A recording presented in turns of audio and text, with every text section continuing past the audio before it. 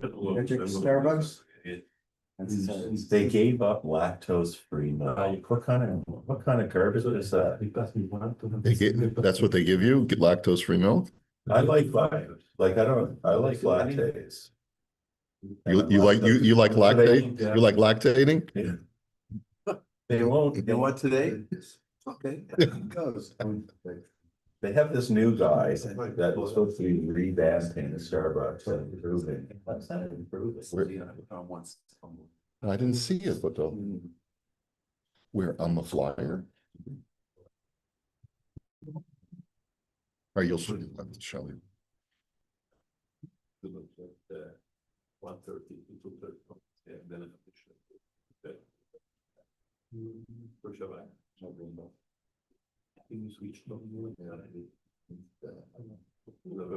You open up this flyer, Yeah, show me. when I forward it to you, it doesn't come out on numbers that you receive. You see it. Really? Yeah, so let me just. Wait, now is your flights? maybe we No problem. that we can long. Right. It's okay there. Really, comes out. So the other ones. So that's so weird. That's when you open it, but if you get it, when you get it directly, when you see her ads, look, I don't know, she can do whatever she wants. Oh, no. You know what this is? This is from her contact. In other words, that's local to your phone. Right. Oh, it's But I on, got that from the. it's on her WhatsApp. In other words, her WhatsApp shows that.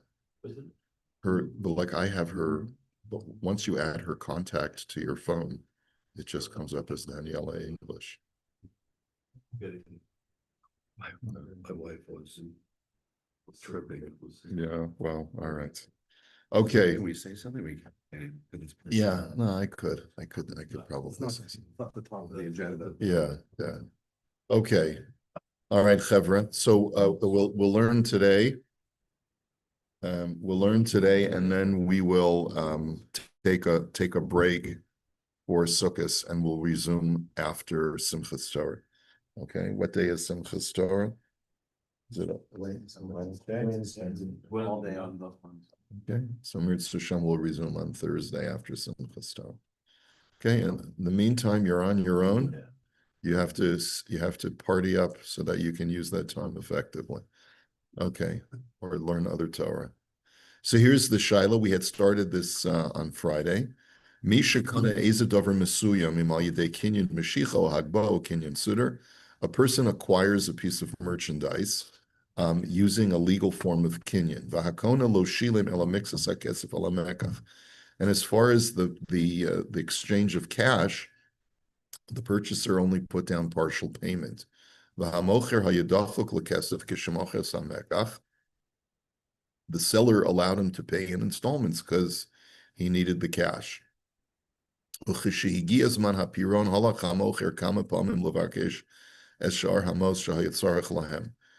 our time of payment, we agreed that you'd give partial payment now, and then the rest will be due within 6 months. And I've come to you numerous times. And the buyer claims he doesn't have the money.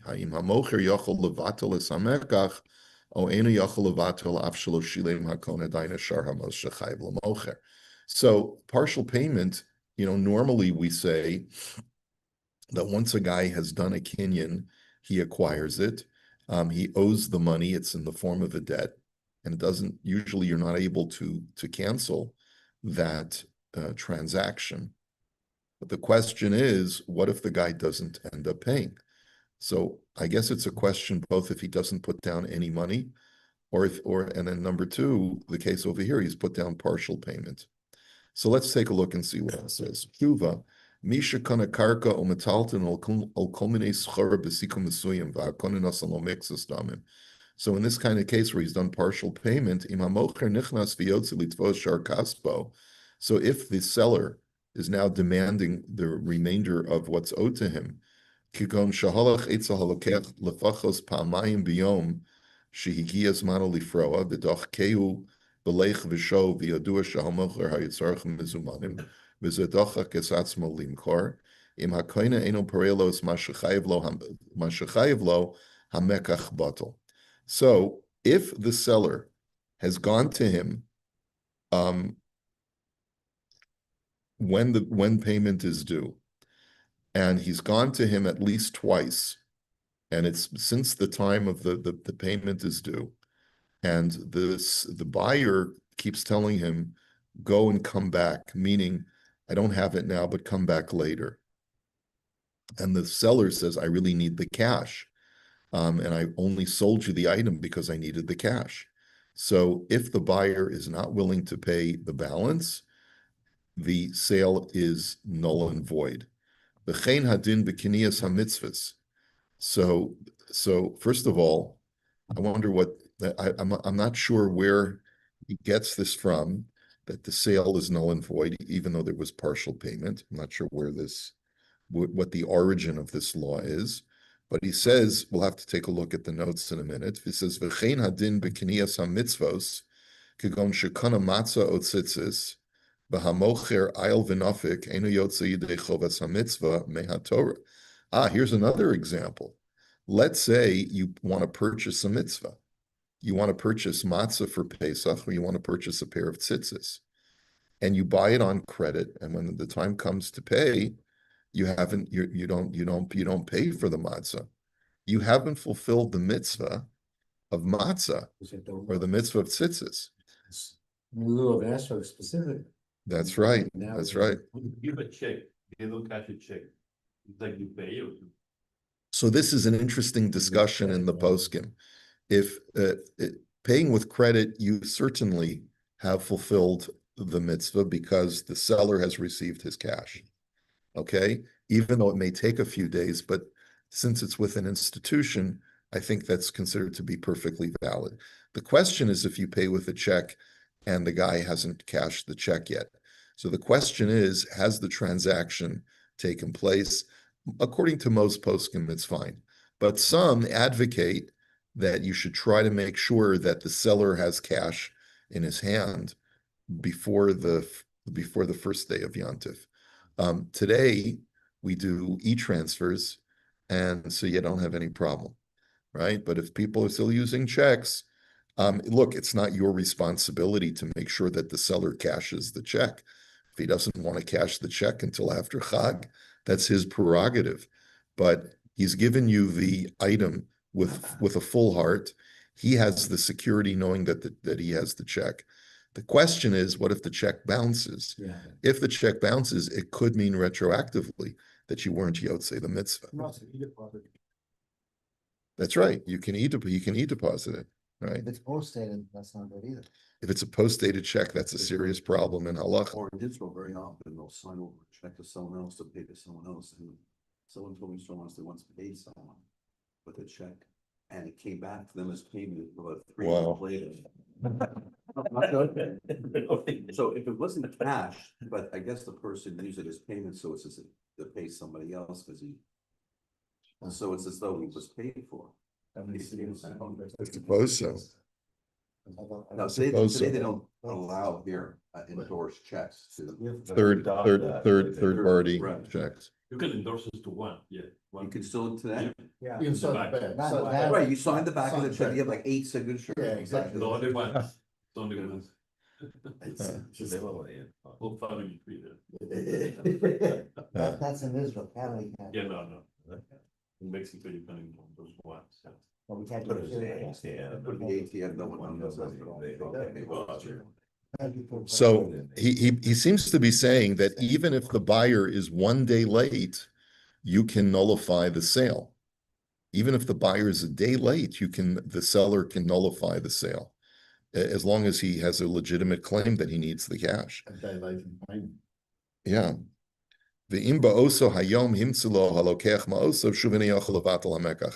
If, however, the guy comes on that day, it's just that he doesn't come on the day that you want, at the time that you wanted, the seller cannot nullify. He's got to wait until the due date. It's only the day after the due date that he can nullify the sale. The Yesh Omrim, let's just finish the paragraph. Some say, Imocher lo bahakafa, v'kavuzman lepiraon et chovo v'lo shilem, hakoyin bisman hapira onlo nitbatel hamekach. Some say that if you sell on credit and the time for the payment being due comes and goes, and the buyer has not paid for it yet, then the transaction is not canceled. So you have two opinions. One opinion is that the transaction can be canceled, and the other one says that it cannot. It's only if the seller tries to get the cash multiple times and the guy hasn't paid, that's when we say that the purchase is null and void. Now, this really warrants a little bit more analysis because he's just giving us the bottom line. So he basically writes in Hatza'ata Sugya, he says, this is a Gemara in Bava Metzia, Daf Ayin Zayin, the Cholzman Shilo Shilem HaKoina Kol Hamos V'lo Zakvan Olav B'milva, Em Hamocher Yotze V'nichnas Eitzel HaKoch L'tava Ma'osav, Lo Nigmar HaKinyan. He says, as so long as the buyer has not paid all of the money, even if he's only made partial payment, but he hasn't paid the full purchase amount, and it wasn't set up as a loan. In other words, you could sometimes convert a purchase into a loan, which means I'm selling you the object. Now I want you to write an IOU that I've lent you or I've extended credit to you for the amount of the purchase.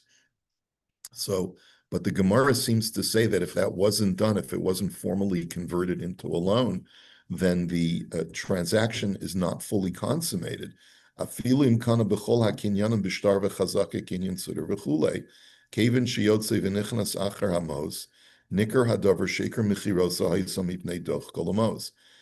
by virtue of the fact that the seller, the seller is coming after the buyer for his cash is an indication that the reason why he sold it was in order to get what's called mezumanim. He needed cash. So the fact that he sold it with the intention of getting cash as soon ASAP, and the buyer is procrastinating, that's an indication that the seller could say, had I known that you would procrastinate in paying me cash, I never would have sold it to you. And therefore he could claim it's a mekach tos. It's a sale made under false pretenses, and therefore it's null and void. V'lochein kol zman shelo shilim lo kol hamos lo kana af shenisha rak ma'at. And therefore, even if there's only one payment left, let's say it was let's say, I bought $10 12 payments on a car, right? Or whatever it was. Even if there's only one payment left, the seller can nullify the sale. Da'anan sahadi, the cholzman shelo kibel kol hamos lo gomer hamocher belibo lahaknos lo. Because essentially, the analysis of this transaction is that the seller is not relinquishing ownership until he gets his final payment. It's a used car though, so the value goes up. What happens? Well, there'll have to be a din Torah where the Beis Din will have to assess how much depreciation took place while it was in the possession of the buyer, and then he'll have to pay that. It's not a problem of ribbis because he's not paying interest on a loan. He's just paying for the depreciation costs or for the use of the car. I'm not sure whether we would call it the use of the car, because then that's becoming, so that's, I guess, maybe turning it into a rental. Or do we look at it as pay the depreciation cost? Because it could be that one is there's a differential there. I don't know that you can necessarily charge him unless it's written in a contract in advance. If you fail to pay, you forfeit all of your partial payments, plus you have to pay a rental fee of such and such a day. You can make whatever conditions you want, but barring those conditions, I think you'd have to only look at what the depreciation of the merchandise. What about the loss of opportunity? The person who sold the car or did the hire purchase and they had the opportunity to sell it to somebody else. Yeah, I don't know that we look at loss of opportunity as in halacha. I don't know that we do. So You wouldn't look at secular in this case either. Yeah. The deal was you pay me for the car and that's it. Right. That was the deal. So we're suggesting the car would go back and in payments. Repo the car and payments. Right, so what happens with 11 of those 12-month payments? It could be in halacha that you'd have to return whatever you received. If you're going to nullify the sale, Right. you'd have to give back everything minus the depreciation. He says, "V'chein hadin b'metaltalin, afilu imashkan l'reshuso eino kone b'chi hagavna." And similarly, when it comes to chattel, because I guess the case in the Gemara was real estate, I feel even if you take possession of the merchandise, you're not going to be kona. Uladas Rambam Hilchos Mechira ein hamekach kaim keneged hamos shenasan during Yitzchak l'chol hamos v'adai tedachil l'mochar. And according to this is the Rambam also.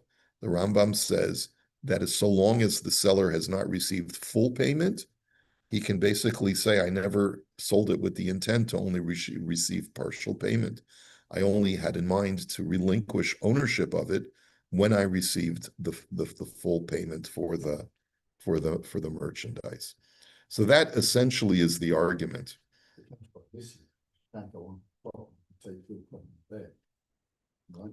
Say again? Becomes missing. You can't go onto the buyer's property to take, the seller can't go onto the buyer's property to take his property there. Well, I don't know. I don't know if that's the case.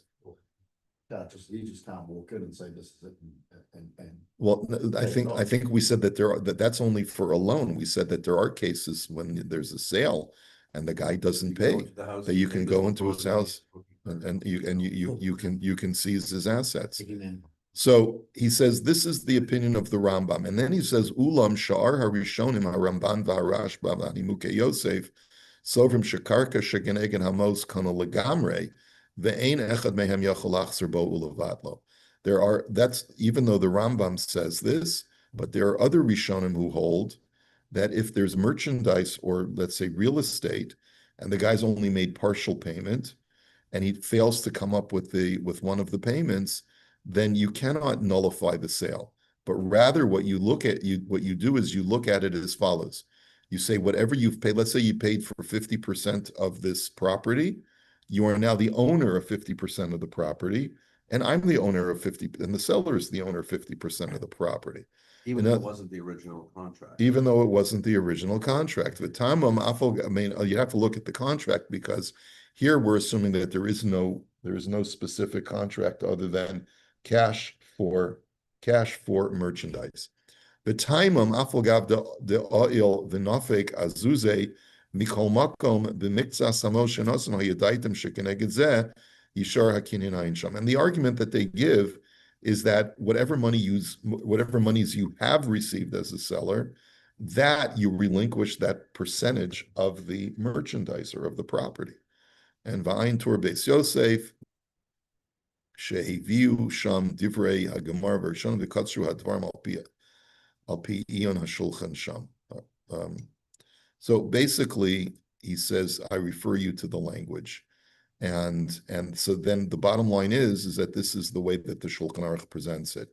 Hamocher sada lechaveru be'elef zuz, v'nosan mixus hadamim. If a person sells a field to his friend for 1,000 zuz, and the buyer has given partial payment, v'hayotze v'nichnas v'tovei yashar hadamim, and the seller is now demanding the remainder of the payment and is coming to the buyer, afilu lo nishar el zuz echad, even if there's only one zuz left that he owes, who's paid 999, lo kana halokeach es kulo, afal pi shekasav hashtar o hechzik v'hachozer o hechzik. He says the buyer has not acquired the entire field, even though he is now currently in possession of it. V'hachozer bo yad shekenegdo al ha'elyona. So anyone who fails to make good on the transaction, anyone who basically doesn't fulfill what the terms of the contract were, is at a disadvantage. Uvahalacha tesvav pasar kadar minin dechi al v'nafek azuzi lokana hainu biyadiinan de lo mazbin ela mishum de tzarech lidemei. But it becomes clear from the language of the Shulchan Aruch that that's only when it's clear that the seller sold it because he's pressed for cash. And because of that, he can always claim Had I known that I would not get full payment, I never would have relinquished this property to the buyer, and therefore I want to nullify the sale. ואפילו אם קו הזמן לפירעון חושי הזמן דחקו לפרוע לו מעוז וזה דחהו, ועדיין רואה שהוא דוחק למעוז ואיל ונותק, אז הוא לא קנה. And it's on that basis the Shulchan Aruch rules. And again, this is going to be the discretion of the dayan, of the judge. He's going to have to see what the intent of the seller was when he sold the property and he only has partial payment. Is the fact that the seller has to demonstrate that he sold the property or the merchandise because he needed the cash, which is pretty easy to, I think, demonstrate in most instances, unless I guess you're going to argue that he's a person of substantial means, and he doesn't need the cash. In that case, a judge might rule in favor of the buyer. It's your property. However, you still must pay, and we're going to garnish your wages or do whatever course of action to make sure that you make the seller whole. But he won't be able to nullify the sale, because in that kind of situation, the seller cannot say, had I known, I never would have sold it, and I would have, because I need the cash so badly. Is there Okay. a concept of garnished wages in halacha? Is there a concept? I think so. I think there is such a concept that the dayan can order that portion of your income be garnished. Yeah, I have to now go back in my memory and think of examples, if there are examples in the Gemara. I can't think of anything like Even that. modern day based in doing it. Yeah. If you put a deposit on a house, or and depending on the terms of the contract, you can move the deposit. Right? Yeah. If you don't come up with the Well, most Sure, if you buy the house, here's a deposit, it's 90 days. if you something to buy the house, you put a deposit down, whatever the value of money is.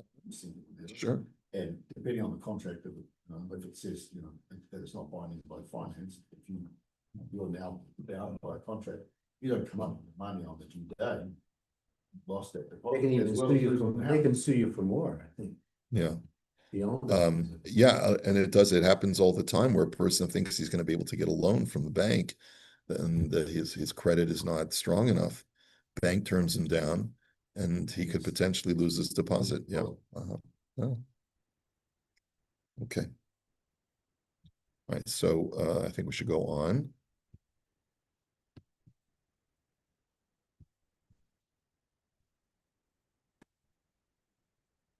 Oh, so then he quotes from the Ramah. He says, if the buyer had converted the balance into a loan, in other words, he draws up paper with a promissory note now, then you cannot nullify the sale. Okay?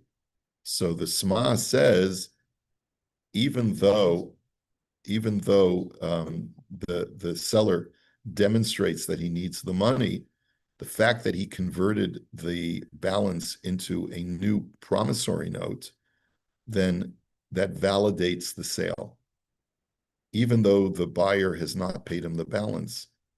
So it's as if he generated a new loan. So you have to be careful that even though you want to be able to secure the money that you have left, that if you convert it into a new loan by telling the guy, well, then write me an IOU, so then you can't nullify the sale anymore. Okay. All right, so let's go on. So according to Google AI, Gemini, Okay. there is no such thing in Jewish halacha as a specific concept of garnished wages. It's understood as it's understood in modern legal system, but it does have strict prohibitions against withholding wages and mandates in a time needed.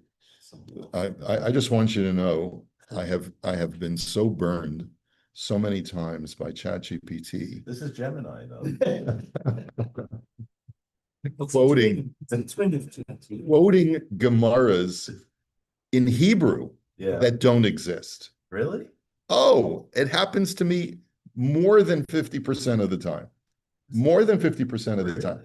It will quote Gemaras in Hebrew that do not exist. And so I don't trust it for a moment. Anytime I ask ChatGPT, is there a Gemara that says da da da da da da?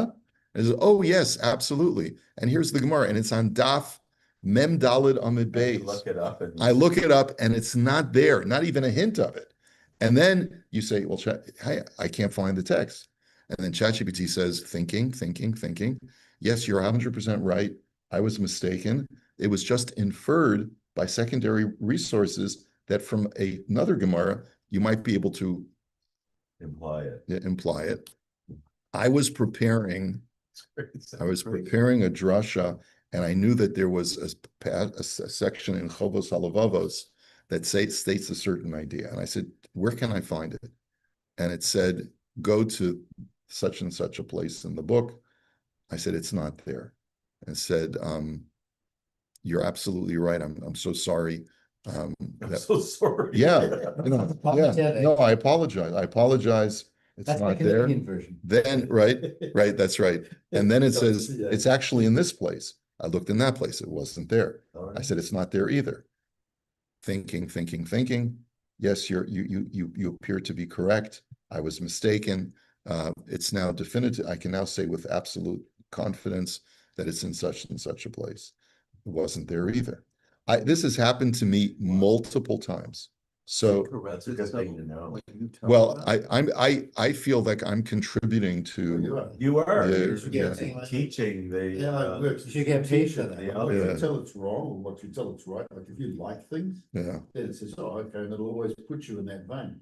Like, it's pretty scary. It takes you thinking away if you- There are lawyers every day that use ChatGPT to fill in their written arguments in a court, and it hallucinates and it gives them fake cases. Yeah. And even the ones that are real cases, it says the wrong proposition. It says this case stands for this. You read it, it doesn't stand for that at all. And they get in trouble from the court. And some of them got sanctioned by the law. they deserve to get sanctioned. You know what? Well, there was a. And I was doing there was a law. Really? Because they're relying on case they don't agree. They just let the thing work the facts. That's right, that's right. Say you're an idiot. Yeah. That's the case. Yeah.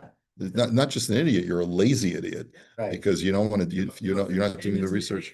Speaking to the court, you're supposed to be, forthright to the court. Right. You're misrepresenting the law to the judge. Yeah, because decisions lying- were made based on that. It's Screw up the whole it's system. fraud, yeah. Yeah, Okay, let me try Grok. yeah. Co-pilot. You use co-pilot. You have to check every time you ask for a source. You have to- Every single time I have to check, because more than 50% of the time, it's wrong. That's interesting. So it's, but you remember, AI is in its infancy still. Right. So it's like asking, if you ask a 5-year-old, Spell checker is a form of AI. It misspells stuff. yeah, that's, yeah, It depends where it gets. some I don't data. have that often, but yeah, it could happen. What I correct, number of times my name, At the it's an beginning. extra S put on the end of it. I got $1 for every time. So they say a secondary like source. yes. D-O-U-G. What? I think Quote you on tomorrow, and it says Oh. it's a secondary source. Basically, Cross. it's scanning, the AI scans the entire web. So let's say some reform, cuckoo, Put something there. put something It'll learn there from it. and says the Talmud states this idea. AI doesn't know whether, what yeshiva that Right. woman went to and, Right. It's not you cheap. know, It's For not- that it's he not- heard them. Yeah, they that's would- right. Just goes to show there's room for a from AI bot, right? Well, That's I mean, right. that's So not- we it still need real intelligence. It used to be that Wikipedia was checked Paper before gets they its actually data. posted. Now it's not. So now people can put whatever they want in there, and that's what AI is using when it scrapes. What That's it's right. doing. So there's so much misinformation, so much. It's crazy. Yeah, because it doesn't distinguish good from bad sources. I better start, No, it's just- don't say you're, it's- you're it's- you're quoting the right source. Yeah, really. But also, Rabbi, sometimes. I will never do, I never rely on AI. You also have to be very careful with how you define what you're looking for. Like you have to be very specific in what it is you're looking for. According, Like I use it, according I to say- Gemara that doesn't exist. I'll- It's not being, No, that's no, just in that something's case, right off. I agree with Rabbi, you gotta check whatever it says, like, Yeah. if it tells me that there's something in a statement, in a standard. I'll go to the standard to see if it's actually there, the same as Rabbi, because I mean, You can't, somebody will pull you up. Interesting. Yeah. I use it a lot for, like, I say, put in a Hebrew sentence, and I say, give me this sentence with nikudot. And it comes back and it gives me the nikudot. That's nice. Yeah, I never even thought. I've done a lot of this. I don't know. I didn't know if Like it's that. right. I was How do you just know it's thinking, right? like, it seemed right when I read it, but like, it wasn't that it It's the didn't make blind- any it's the sense. blind leading the blind. Look, Now I'm not sure. Look, How does that justify a tip? That's why everybody versus a laughed tip, when I or how said do you my pronounce it? Hartori. Well, he's just asking for nikudot. No, but they- He's not you know, asking we for asked them, how do you pronunciation. Pronounce this, They would probably read it in the modern Israeli way. which would be the Yes. tip. Yeah, because that's, How about the Hasidic, like Luni, Bukharbuni, he could ask for that specifically. If you you could- probably could, you probably could. Okay. You can Kenyan, Look it up. you've always got to check it. You've No, I'm always saying got, you're gonna look up the whether there's garnishing Garnishing of wages. wages. Yeah. yeah. And don't say yes, there's a Gemara that says. Here, you know what? Here, let's say I would ask ChatGPT, where does the Gemara talk about garnishing wages? Did you get the same answer as well? Where does the Talmud discuss garnishing wages when a debtor fails to pay?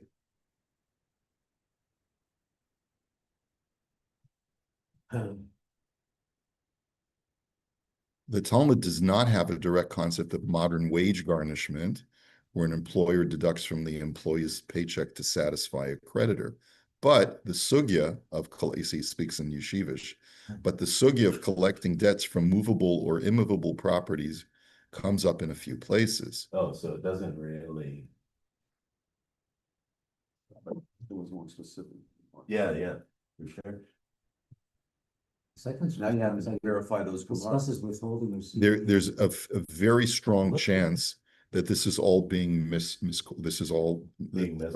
a portion of this at least is not being quoted So in 10 accurately. years from now, you think this would be much better? That's what- Oh, yeah, it's constantly being That's what I'm improved. saying, every time you tell it that it's wrong, when you put in something. that's- Yeah, especially if you say, It is is. it in a Talmud? Yeah. It's not, all he's asking for is the basic fact, not someone's interpretation of it, so it's. Wow. So that's why AI machine. But then it always, Machine. to its credit, it always does a follow-up question. For example, the summary, he gives a summary, talks about Shibuda de Rebbe Nassan, which is where a third party can collect when there's an outstanding debt. Would you like me to show you how later poskim, e.g. Shulchan Aruch, Ramah, Choshen, Mishpat, extend these sugyot into practical rules about wage seizure? And if we had more time, I would go into it. Okay, Wow. so we'll hold it here for today. Let me wish you all a Chag Sameach. That's a mess.